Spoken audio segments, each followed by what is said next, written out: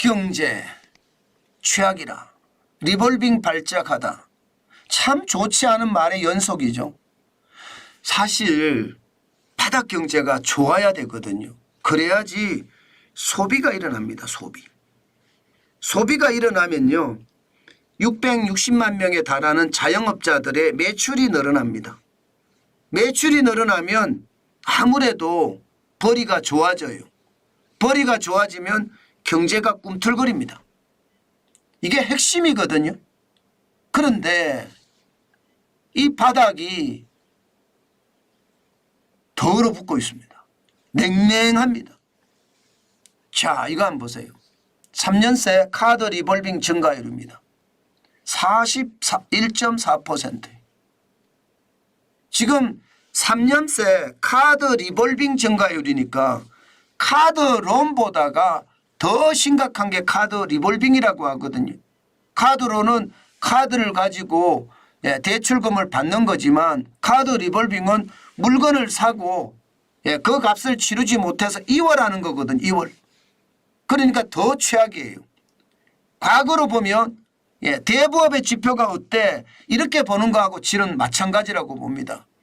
요즘 대부업의 지표 봐봤자 그 지표가 정확하지가 않죠. 왜냐하면 법정 최고금리를 낮춰서 대부업들이 줄폐업하고 있기 때문에 그 지표로 시장을 가늠하기는 요즘은 어렵습니다. 그래서 카드 리볼빙으로 바닥 경제의 지표를 확인을 하는데 이게 상황이 굉장히 나쁘다는 뜻이에요.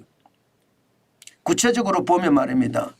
2020년에 5조 3,913억 원이었습니다.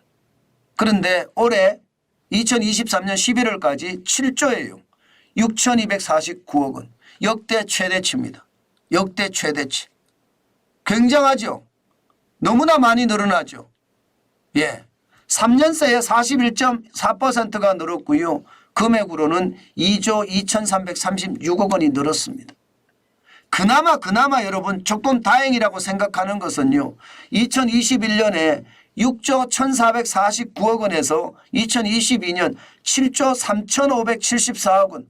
무려 1년 사이에 1조 2천억가량 늘었잖아요. 그때에 비하면 지금은 많이 안 느는 거다.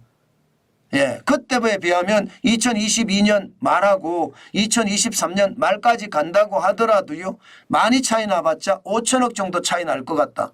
1조 2천억하고는 비할 때가 아니죠.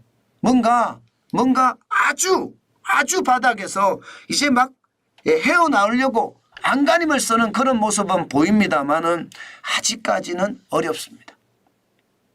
바닥이 좋아야 경제가 좋은데 이게 바닥이 나쁘니까 경제가 진짜 어렵다는 이야기죠. 여기다가 지표 하나만 더 보겠습니다. 카드와 관련된 지표. 바로 이겁니다. 카드론 대환대출 말입니다. 카드론 대환대출이라는 게 카드론으로 돈을 쓰고 있는데 만기가 됐어요. 갚을 수는 없어요. 그러면 대환대출을 받을 수가 있거든요. 이렇게 되면 신용등급은 떨어지고요. 대환대출의 금리는 굉장히 높겠죠.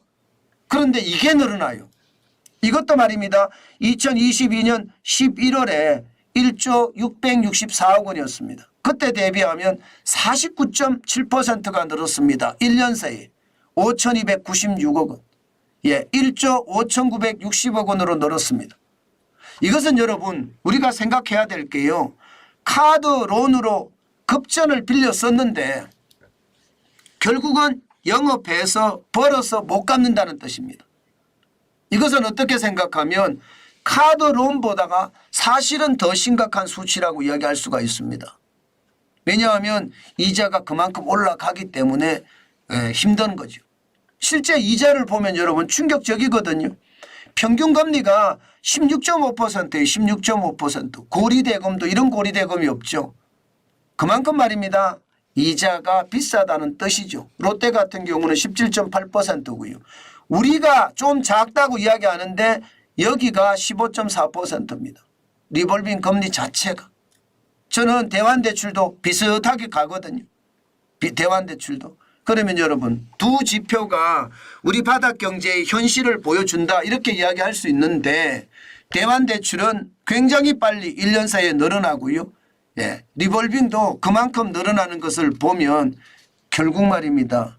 바닥 경제는 아직 요원하다. 저는 정부가 이런 지표를 잘 봐야 된다고 생각합니다.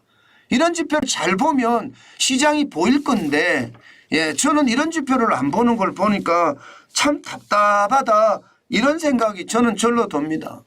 왜 이런 지표를 안 볼까요? 저는 이런 지표가 시장을 이해하는데 굉장히 중요한 지표라고 생각을 하는데, 이런 지표들을 안 보니까 더 충격이 되지 않을까, 저는 그런 생각도 많이 해보거든요. 사실 시장의 충격이라는 건 언제든 발생할 수가 있습니다. 언제든. 그러나 지금처럼 최악으로 발생하는 것을 보면, 야, 이게 앞으로 더 심각한 상황이 되겠구나, 저는 그 생각 계속 해봅니다.